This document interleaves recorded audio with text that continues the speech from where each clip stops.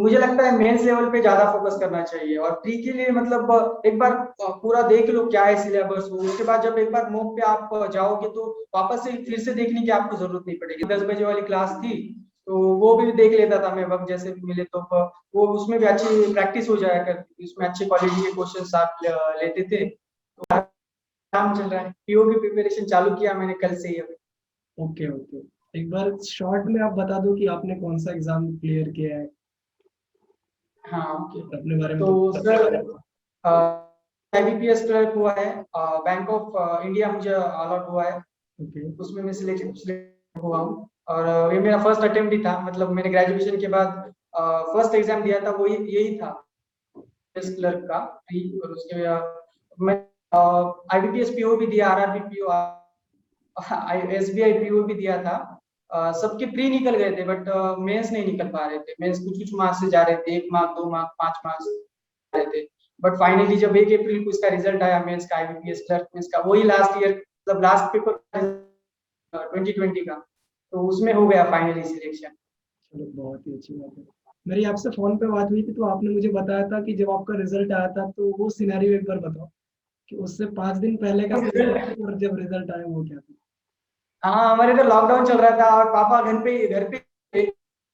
जिस दिन मेरा रिजल्ट आना था उसी दिन किसी काम से थे, मम्मी के साथ बैठा था, और फिर सवेरे मेरे फ्रेंड ने कॉल किया, मेरा फ्रेंड है बिहार से कुछ नाम, तो उन्होंने कॉल करके बताया कि आर एस हो गया। मुझे लगा अप्रैल फुल बन था, तो सवेरे सवेरे हाँ, नहीं नहीं मैं स्क्रीनशॉट भेजता हूँ, फिर उन्होंने मुझे फोटो भेजी, हाँ वो देन मैंने ओपन नहीं करा था, फिर ट्राई करके मम्मी को, और फिर मम्मी बहुत ज्यादा खुश की, आंखों में आंसू आ गए थे। और मुझे बहुत बढ़िया खुशी हुई कि मम्मी को मैंने कहा था 2 साल पहले कि मेरे ग्रेजुएशन जब होगा मैं होगी, और मैंने वो पूरा कर पाया उसकी मुझे, मैंने मेरी मम्मी का भी था कि गवर्नमेंट जॉब लगनी चाहिए ऐसे, मैं उससे मेरा ज्यादा मोटिव मम्मी करना ही है कुछ, वो तो एक मैं सिक्योरिटी तब पेरेंट्स की, जो गवर्नमेंट जॉब है तो फिर बच्चा सिक्योर्ड है कि हाँ उसके पास है। इवन हाँ कोरोना वही ने तो। ये सबको सिखा दिया है कि अगर गवर्नमेंट जॉब है तो आप सेफ हो। और ये कोविड का हाँ कैसे सर। हुआ आपकी लाइफ में, रिजल्ट से 4 दिन 5 दिन पहले का कोविड का कैसे हुआ? क्या सर? ये आपकी लाइफ में आपके रिजल्ट से 4 5 दिन पहले आप बता रहे थे मुझे कि कुछ कोविड का सीन था। हाँ सर, मुझे गया था मैं क्वारंटाइन में, 28 मार्च 20 आया था क्वारंटाइन। और फिर उसके बाद 1 तारीख को रिजल्ट, शौक से उभरा ही था कि रिजल्ट आ गया मेरा, तो मैं बहुत ही ज्यादा खुश था। अच्छा, मतलब और ट्वेंटी जब एट को आप तो क्वारंटीन से पापा भी बहुत बाहर ज्यादा हुए। खुश हो गए। 28 को जी आप सर। क्वारंटीन 28 को आप क्वारंटीन से बाहर हुए और 1 अप्रैल को आपका रिजल्ट आया। हाँ मतलब ये तो वो बहुत एक रिकवरी के लिए एक बूस्ट मिल गया फिर तो आपको एक कि मतलब फाइनली लगा कि तो मैंने जो भी मैंने किया था मम्मी पापा का मतलब जो भी था, तो भगवान की इससे हो गया कि चलो भाई फाइनल 20 का उसमें निकल गया, वरना वापस से अभी प्रिपेयर पड़ता। आपने अपनी प्रिपरेशन स्टार्ट कब से करी थी? बहुत सारे बच्चों को सर यही वैसे तो फ्रेंड्स, फर्स्ट ईयर जब मेरा 12th फर्स्ट ईयर में जब गया था तब बैंकिंग करे, तो हमने जस्ट ज्वाइन की बैंकिंग कंप्लीट फर्स्ट ईयर में। फिर सेकेंड ईयर में हमने एक बैच कंप्लीट किया ऑफलाइन हमारे यहाँ पे लोकल इंस्टीट्यूट में, तो वहाँ पे हमने इंस्टीट्यूट में लोकल कंप्लीट की, पॉज ले लिया वहाँ से, बस एक बैच कंप्लीट भी, हाँ हमने कंप्लीट कर लिया, कुछ नहीं था कुछ वक्त कर दिया। फिर उसके बाद जब स्टार्ट हुआ था सेकेंड, और सेकेंड ईयर के बाद स्टार्ट हुआ तब मैंने सीरियसली पढ़ना शुरू किया। मेरा सेकेंड ईयर एग्जाम खत्म हो गया, उसमें गैप था थोड़ा सा छुट्टियों का, वो तो फिर से मैंने स्टार्ट किया सीरियसली पढ़ना, तब स्टार्ट की पेपर न्यूज पेपर, फिर मैं आज कंटिन्यू आज भी पढ़ता हूँ, तब से स्टार्ट किया। तो फिर लास्ट ईयर कोरोना था मार्च में, लॉकडाउन 3 मंथ, तो उसमें मैंने कंप्लीट कर लिया था पूरा घर में रूम में, तो लॉकडाउन में घर के बाहर ही नहीं निकला 3 महीने में कॉन्ट कंप्लीट किया, रीजनिंग कॉन्ट पे ज्यादा फोकस किया, पहले इंग्लिश पे ज्यादा कर रहा तो जब आपने स्टार्ट करी तो आपका सबसे वीक था। क्या था? वीक वीक मेरा इंग्लिश ही है, मतलब ठीक है, कट ऑफ निकल जाए जितना थोड़ा अच्छा, मुझे कॉन्फिडेंस था कि लेके वही थे कि तो फिर आपने क्वांट, आप एक बार अलग अलग करके स्ट्रेटेजी बताओ कि आपने क्वांट को कैसे कवर किया, इंग्लिश को कैसे कवर किया, रीजनिंग, एंड देन फिर मेंस के लिए जीए भी होता है। हाँ। तो सेकेंड ईयर कंप्लीट, तो ऑफलाइन तो मैंने इंस्टीट्यूट लिया था, तो सेकेंड ईयर के अंदर एक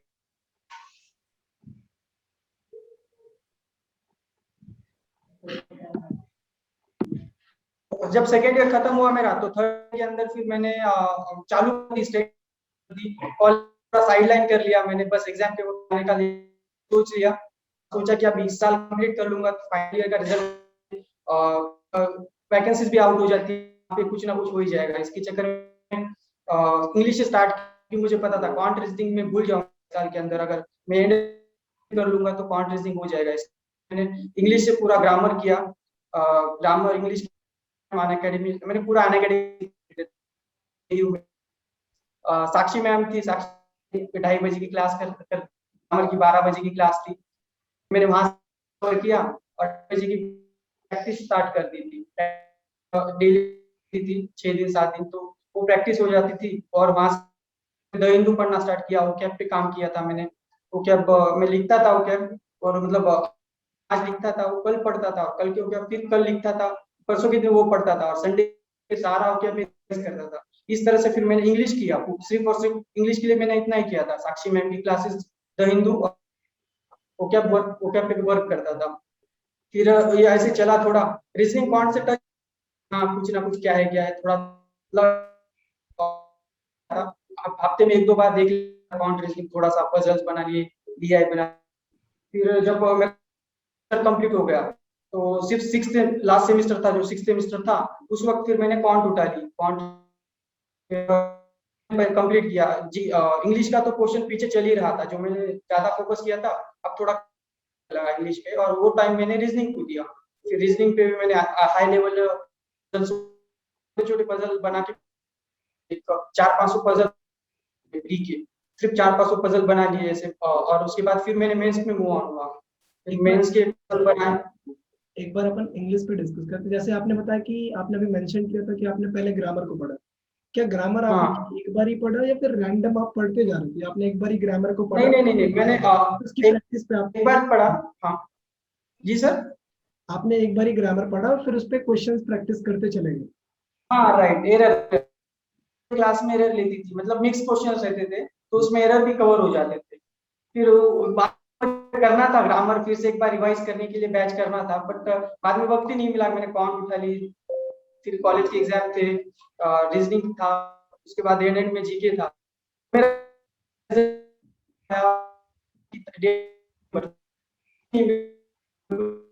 जीके वक्त नहीं, मैंने के लिए किया मैंने सर।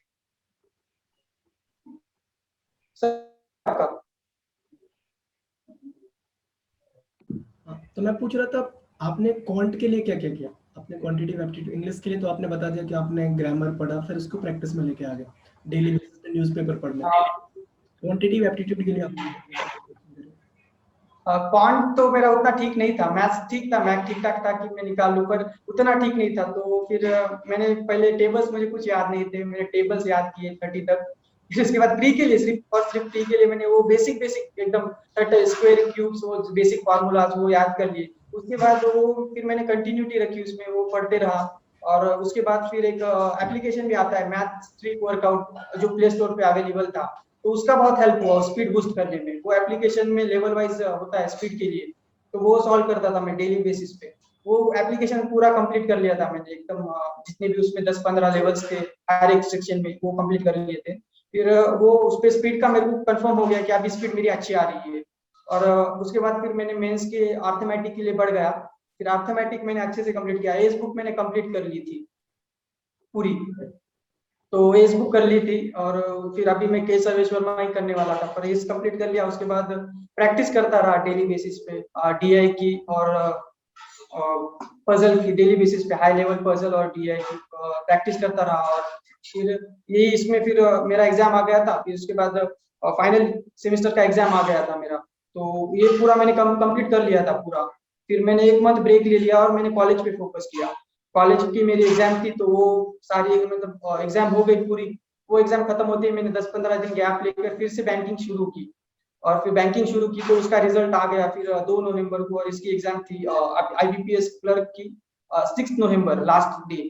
तो फिर मैंने 4 नवंबर को उसका फॉर्म फिल कर दिया। और फिर अच्छे से फिर मेंस की मतलब प्री का था तो प्री पे फोकस करते करते मेंस रखा मैंने। दिन में 2 से 3 घंटे मेंस का करता था, ज्यादा मेंस पे फोकस नहीं था। और प्री के लिए फिर मॉक टेस्ट देता था, ग्रेड अप के मॉक टेस्ट देता था मैं। प्री के लिए सिर्फ और सिर्फ प्री के लिए ग्रेड अप के मॉक टेस्ट देता था। और वो मॉक टेस्ट डेली बेसिस पे एक देता था, उसका एनालिसिस करता था और थोड़ा बहुत मेंस का पढ़ लेता था। और the Hindu newspaper, the Hindu newspaper मैंने डेली रखा, कभी बंद ही नहीं किया है मैंने उसको। मतलब एडिटोरियल पढ़ता था, पूरा पेपर पढ़ना बंद कर दिया। क्वांट के लिए आप हाँ, प्रैक्टिस कहाँ से करेंगे? जैसे कि आपने कॉन्ट के लिए कॉन्ट के लिए एस बुक था तो एस बुक से मैंने कंप्लीट की थी कॉन्ट। और बेसिक जो भी पीडीएफ आते थे टेलीग्राम पे वो पीडीएफ फॉलो करता था, तो वो पीडीएफ सॉल्व करता था।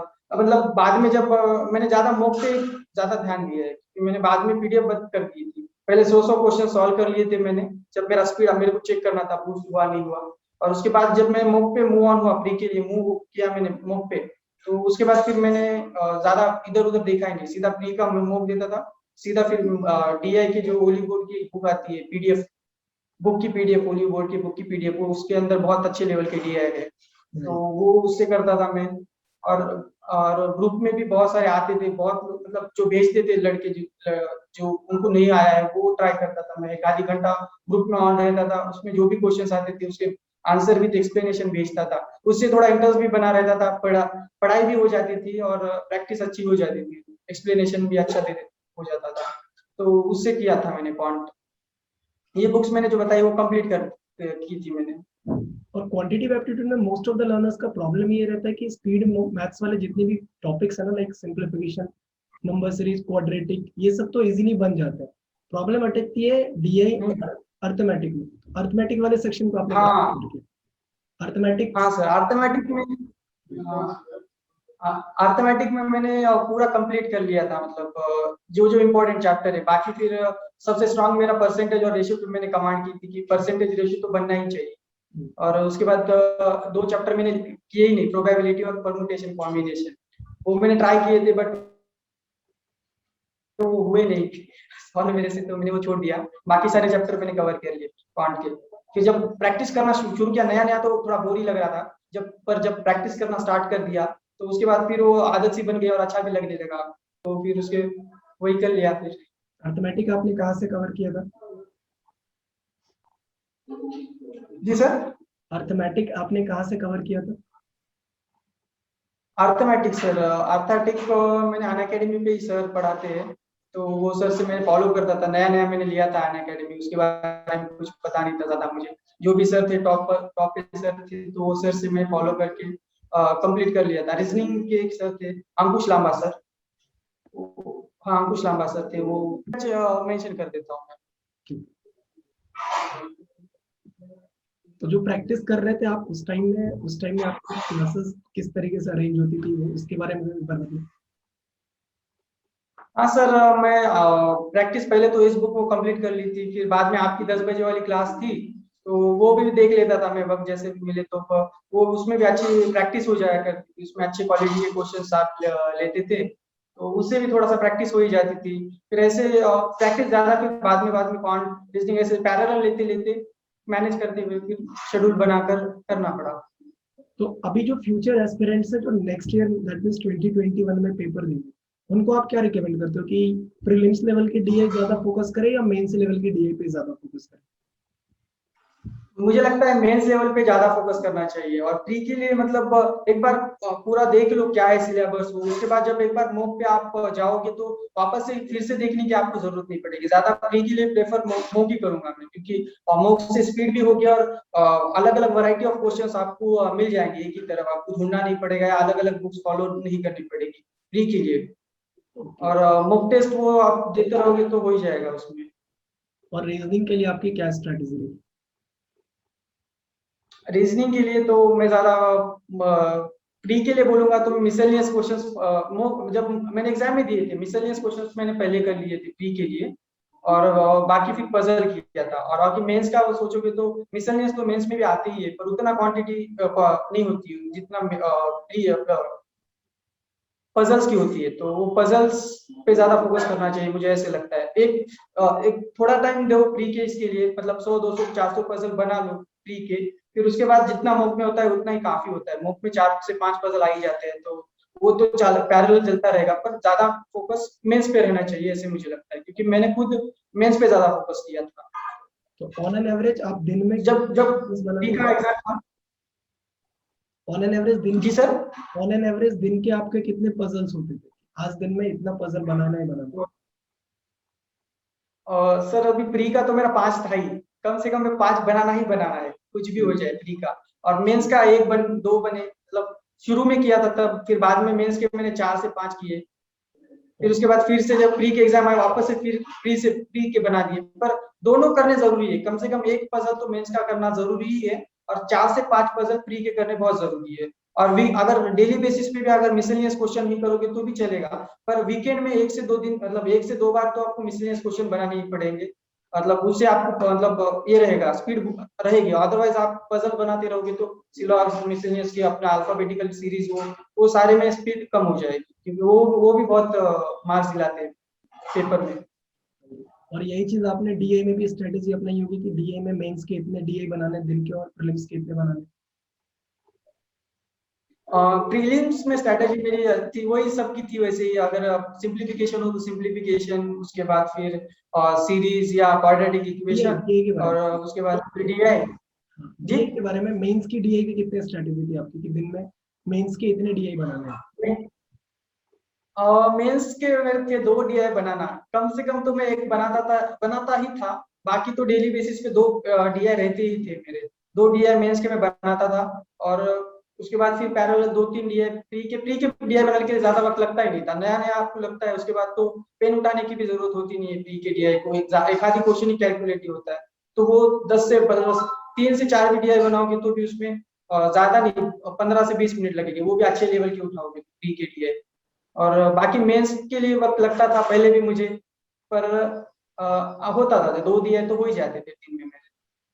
चलिए, आप current affairs on the hmm. Buildings पढ़ रहे थे या फिर आप प्रीलिम्स क्वालिफाई करने के बाद पढ़ रहे थे? बिकॉज ये बहुत सारे लर्नर्स की क्वेरी रहती सर है। वो मुझे, हाँ, क्योंकि इस महीने मैंने क्या किया था मेरा जब, जी सर।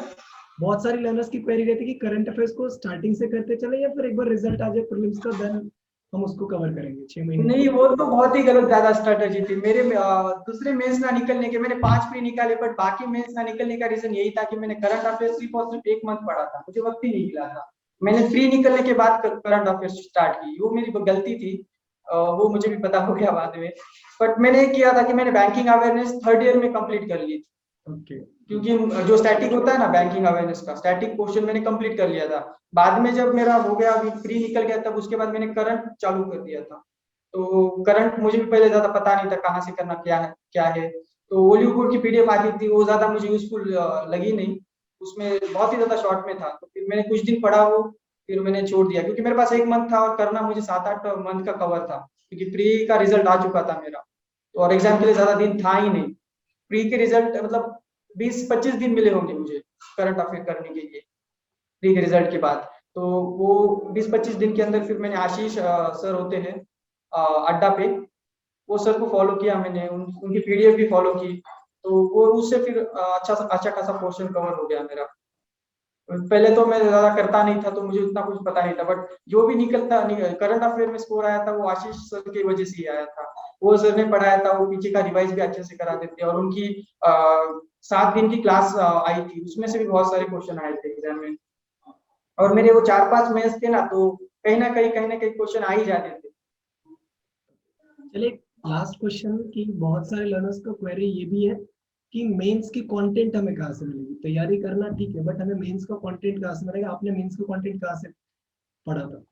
मेंस लेवल की डीए बात कर लो या मेंस लेवल की पजल बात करो, क्योंकि इस कोविड सिचुएशन में ऑफलाइन तो बिल्कुल ही बंद है और बुक्स वगैरह भी परचेज हाँ करना बहुत कम लोगों के पास अवेलेबल हो पा रहा है। तो ऑनलाइन ही एक हमारे पास सॉल्यूशन है। तो आपने कैसे ये चीजें कवर करी, कहाँ से करी? सर मैंने अन अकेडमी लिया था, परचेज किया था, तो मेरे को सोर्स का तो उतना टेंशन था नहीं। अन अकेडमी आप परचेस करने के बाद आपको प्लस क्लासेस में बहुत सारे क्लासेस मिल जाते हैं, उनके पीडीएफ मिल जाते हैं, आप उससे सॉल्व कर सकते हो। आप कोई बुक प्रेफर कर सकते हो, जैसे मैंने अर्थमेटिक या डीआई के लिए ओली बोर्ड की, तो ये आप बुक भी फॉलो कर सकते हो। बुक और पजल की भी बहुत सारी बुक आती है, तो वहां से जा सकते हो। अन अकेडमी आपने ले लिया तो फिर बाकी तो अन अकेडमी पे सारे आपको मिल ही जाती है। और प्रैक्टिस के लिए इंग्लिश की अलग बैच होती है, रीजनिंग की भी अलग होती है, और क्वांट की भी अलग होती है बैच। आपके 10 बजे वाली बैच में भी क्वेश्चंस बहुत सारे मिल जाते हैं, उसकी पीडीएफ भी होती है, और तो वो उससे भी आप कंटेंट मिल जाएगा। और मेंस का स्पेशली मैं तो मुझे इतना थैंकफुल हूँ अन अकेडमी का कि उसके वजह से मैं बोलता हूँ ना, मैं ऑफलाइन किया है, मैंने पता है मुझे क्या आता है, पर जो एग्जाम निकला है वो सिर्फ और सिर्फ अन अकेडमी की वजह से। क्योंकि वो उससे मुझे, मैं जब सब लॉकडाउन में था तब मैंने वो अन अकेडमी से ऑनलाइन पढ़ के ही निकाला है, तो मैं तो सारा क्रेडिट अन अकेडमी को देना चाहूंगा। आज वो प्लेटफॉर्म होता है इसीलिए बहुत से लोग आज एग्जाम क्वालिफाई करते हैं, अदरवाइज ऑफलाइन तो कुछ हो ही नहीं पाता था। चलिए बहुत बढ़िया, बहुत अच्छा लगा आपसे बात करके। तो एंड करते हैं हाँ यहाँ सर, मुझे भी सर बहुत अच्छा। मैं दूसरों को देखता था इंटरव्यू, आज मतलब ऐसे पूछते थे स्ट्रैटेजी बताओ, ये बताओ, आज मुझे एक्साइटेड था मैं भी बहुत। से स्ट्रेटेजी बता के अच्छा फील हो रहा है। हाँ मैंने सुनी थी, वैसे मैंने फॉलो भी किया तो हो गया, तो चलो अच्छा था। और वैसे भी मतलब दिन भर में वैसे बनाता था, टू डू लिस्ट बनाता था सवेरे उठते ही, मतलब आज मुझे क्या क्या कवर करना है, तो उतना हो नहीं पाता था। मैंने बल्क में सारा बहुत उठाता था कि इतना है करना है, बट उसमें से 70-80% हो जाता था। कभी कभी ज्यादा देर बैठ जाऊं तो मैं 12-13 घंटे बैठ जाऊं तो कंप्लीट भी हो जाता था, बट 10 घंटे तो 10 घंटे 11 घंटे में कर पाता था, उसके बाद तो होता ही नहीं था। तो वो मैं सजेस्ट करूंगा कि अगर आप टू डू लिस्ट बना के करोगे, टाइम डिवोट करके कि ये सब्जेक्ट इतना या इतना करना ही है, तो उसके हिसाब से हो ही जाएगा। और मोटिवेशन वो तो होता ही है, वो देखने के बाद वो जब कंप्लीट हो जाएगी आपकी टू डू लिस्ट, तो बहुत अच्छा लगता है कि हाँ मैंने आज कंप्लीट किया, आज का दिन मेरा सफल रहा, ऐसे फील होता था। वो मैं बहुत करता था पहले से, मेरी आदत थी कि आज मुझे इतना इतना करना है, वो बहुत हेल्पफुल रहा मुझे। चलिए all the best for future. इस बार क्लर्क आया है, अगली बारी पीयू का आना चाहिए है? हाँ सर, हाँ सर, अभी इस बार पीओ ही का है, इस बार पीओ करना ही है अब। एक एक अटेम्प्ट लगाना, एक बार पूरा जिस जोश में अभी पिछले साल तैयारी करी थी सेम अटेम्प्ट के साथ कोशिश हाँ करना, सर। क्लियर हो जाएगा। कोई ऐसा बड़ा मत नहीं है। जैसे कि आपको आपका तो पता है ना वीकनेस क्या क्यों नहीं हो पाया। जनरल अवेयरनेस आपने बताया, करंट हाँ सर, पता चल गया अब क्यों नहीं हो पाया। इस बार करंट अफेयर्स पे ज्यादा फोकस करना है अभी से। चलिए ऑल द हाँ सर बिल्कुल, इस बार करंट अफेयर मैंने। Thank you sir, thank you, अच्छा लगा बात करके। चलिए थैंक यू। Thank you.